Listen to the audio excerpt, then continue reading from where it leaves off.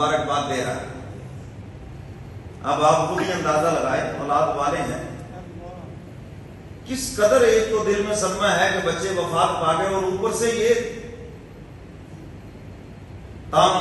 تانوں کے جو تیر ہیں کس قدر اثر انداز دل پہ ہوتے ہیں۔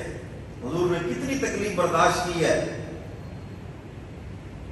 اور حدیث مبارکہ میں آتا ہے کہ ابراہیم کا جب انتقال ہوا تو حضور کے ہاتھوں میں تھے، ہاتھوں میں جان نکلی، اور آپ فرما رہے ہیں انا بفراقک لمحزونون، اے ابراہیم آج تیری جدائی میں تیرا ابو محمد بھی غمزدہ ہے صلی اللہ علیہ وسلم۔ حضور کی آنکھوں میں آنسو تھے۔ تو میرے محترم سامعین، کس قدر دل کے اوپر صدمہ، اور اوپر سے یہ شور شرابہ مکے کے اندر کہ حضور علیہ السلام کی اولاد کو وفات پا گئی، بس حضور جب دنیا سے جائیں گے تو مشن ختم کرو، پیچھے کون نام لینے والا۔ اللہ تعالیٰ نے اس سورت میں یہی تو بات بتائی ہے، میرے محبوب اگرچہ جسمانی اولاد چلی گئی ہے لیکن روحانی اولاد تو قیامت تک رہے گی۔ آپ اپنی امت کے روحانی باپ ہیں اور یہ تمہاری روحانی اولاد ہے، اور فرمایا کہ تمہارا نام، تمہارا تذکرہ تو قیامت کی صبح تک چلنا ہے۔ ماشاءاللہ۔ یہ تو صرف ظاہری اسباب کو دیکھتے ہیں، ظاہری چیزوں کو دیکھتے ہیں، بس یہ اولاد ہو تو وہ باپ کا نام روشن کرتی ہے، حالانکہ بہت ساری اولادیں ایسی ہیں جو باپ کا روشن کیا کرنا، نام بیڑے غرق کر کے رکھ دیتی ہیں۔ تو اس پر یہ سورہ مبارکہ نازل ہوئی۔ حق تعالیٰ نے اپنے محبوب کو تسلی دی، فرمایا انا اعطیناک الکوثر۔ سبحان اللہ۔ حدیث مبارکہ میں حضور علیہ السلام لیٹے ہوئے تھے مسجد نبوی میں، اور آپ کی آنکھ لگ گئی، کچھ دیر کے بعد چہرے پہ مسکراہٹ ہے، اور قرآن کریم کی یہ آیت مبارکہ، یہ سورہ مبارکہ حضور تلاوت فرما رہے ہیں۔ فرمایا میرے اوپر وحی آئی اور یہ سورت نازل ہوئی، انا اعطیناک الکوثر، میرے محبوب ہم نے آپ کو کوثر عطا کر دیا ہے۔ یہ کوثر کیا چیز ہے؟ فرمایا خیر کثیر۔ کیا چیز ہے؟ خیر کثیر۔ ہاں، اس کا ترجمہ ہے خیر کثیر، یعنی دنیا کے اندر بھی خیر اور آخرت کے اندر بھی خیر۔ دنیا کے اندر خیر، فرمایا کہ فتوحات کا دروازہ کھلے گا، آپ کو حکمرانی عطا کی جائے گی، اور آپ کے غلاموں کے ہاتھوں سے کیسر و کسرا خاک میں ملیں گے سب۔ یہ فتوحات کا دروازہ، اور آپ کو حکومت دی جائے گی، اور آپ کا پیغام مشرق مغرب شمال جنوب تک پہنچے گا، اور آپ کا کلمہ پڑھنے والے قیامت تک زندہ رہیں گے۔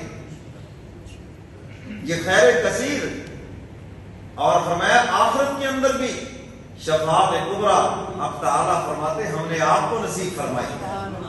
مقام محمود، فرمایا کہ یہ ہم نے آپ کو عطا فرمایا ہے۔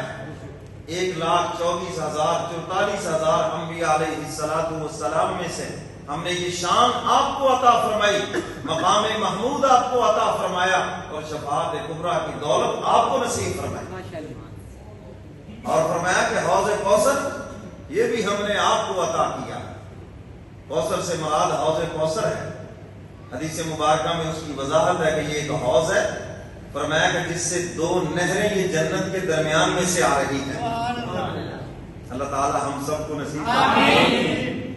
اور حضور علیہ السلام نے سیدنا صدیق اکبر سے فرمایا تم دنیا میں بھی میرے رفیق ہو، غار میں بھی میرے رفیق ہو، اور فرمایا حوض کوثر پر بھی میرے رفیق ہوں گے۔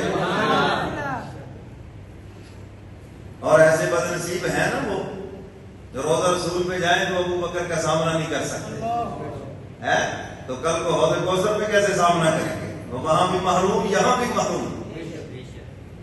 تو فرمایا کہ تم میرے حوض کے ساتھی ہو، اور حضور علیہ السلام نے ارشاد فرمایا میرے حوض سے جو ایک مرتبہ پی لے گا یہ میدان محشر میں برپا ہوگا۔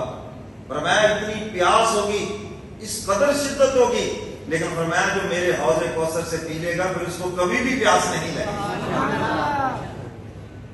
اور حضور علیہ السلام نے ارشاد فرمایا کہ میری امت جب آئے گی نا حوض کوثر پہ، میں دور سے پہچان لوں گا یہ میرے غلام آ رہے ہیں۔ ماشاءاللہ میں فرشتوں سے کہوں گا پیچھے ہٹ جاؤ، ان کو آنے دو میرے حوض پر۔ حضرات صحابہ کرام نے عرض کیا اللہ کے محبوب ہم تو آپ کو پہچان لیں گے کہ آپ جیسا تو ہے ہی کوئی نہیں، کیا بات ہے ماشاءاللہ آپ جیسا تو ہے ہی کوئی نہیں، اس لیے آپ کو تو سبھی پہچان لیں گے، لیکن ہمارے جیسے تو بہت ہیں، آپ ہمیں کیسے پہچانیں گے؟ حضور علیہ السلام نے ارشاد فرمایا میرے صحابہ اللہ تعالیٰ نے میری امت پر یہ خاص انعام کیا ہے، یہ جو تمہارے وضو کے اعضاء ہیں نا، وضو کرتے ہو، ہاتھ دھوتے ہو، چہرہ، سر اور پاؤں، فرمایا کہ یہ میدان محشر میں ایسے چمکیں گے جیسے چوتھی رات کا چاند چمکتا ہے، ماشاءاللہ اور میں دور سے پہچان لوں گا یہ میرے امتی آ رہے ہیں۔ حضرات صحابہ کرام نے عرض کیا اللہ کے محبوب ہم تو پھر اس چمک میں اور بھی اضافہ کریں گے، کیا مطلب کہ ہر وقت باوضو رہیں گے تاکہ ہماری چمک کے اندر اضافہ ہو جائے۔ وضو کرنے سے چہرے پر نورانیت آتی ہے، اور ویسے بھی آدمی جو باوضو رہتا ہے اس کو انشاءاللہ العزیز ہر نماز باجماعت ملتی ہے، کیونکہ بہت سے لوگوں کو آپ یہ کہتے ہوئے سنتے ہیں کہ وضو ہے نہیں پہلے نماز پڑھ لیں، وضو ہے نہیں پہلے، اس کا مطلب یہ کہ باوضو رہیں تو انشاءاللہ تکبیر اولیٰ سے پڑھیں گے، اور یہ شیطان کے خلاف مسلح ہونا ہے، ہتھیار ہے، تو اس لیے کوشش کیا کرے باوضو رہیں۔ اور حدیث مبارکہ کا مفہوم ہے جو آدمی باوضو فوت ہوتا ہے اللہ تعالیٰ اس کو شہادت کا ایک درجہ نصیب فرماتے ہیں، تو باوضو رہا کریں۔ اور ویسے بھی اب چونکہ سردی کا موسم شروع ہو رہا ہے تو کوشش کریں باوضو رہیں، پھر نماز باجماعت ملے گی، ورنہ انسان کہتا جی ابھی سردی ہے، اوپر سے پانی بھی ٹھنڈا ہے، کوٹ اتارنا پڑے گا، جرابیں اتارنی، اسی چیز میں ہی باتیں رہ جاتے ہیں، نماز قضا کر دیتے ہیں، نماز جنازہ میں جاتے ہیں اور یہ چیزیں اتارنا پڑے گی، وضو کرنا پڑے گا ٹھنڈے، وہ کہتے چھوڑو چھوڑو بس ویسے ہی جناب ساتھ کھڑے ہو جاؤ، توبہ نعوذ باللہ، جب وضو ہی نہیں ہے جنازہ کیا ہوا ان کا؟ تو یہ دھوکہ اگر آپ کسی کے ساتھ کر کے آئیں گے تو یہ دھوکہ کل کو آپ کے ساتھ بھی ہوگا، ایسے بے وضو لوگ ہی آ جائیں گے پھر نماز جنازہ میں۔ تو میرے محترم سامعین، حضور علیہ السلام نے ارشاد فرمایا کہ حوض کوثر اللہ نے مجھے عطا فرمایا، اور فرمایا جو وہاں سے ایک مرتبہ پی لے گا پھر اس کو پیاس نہیں لگے گی۔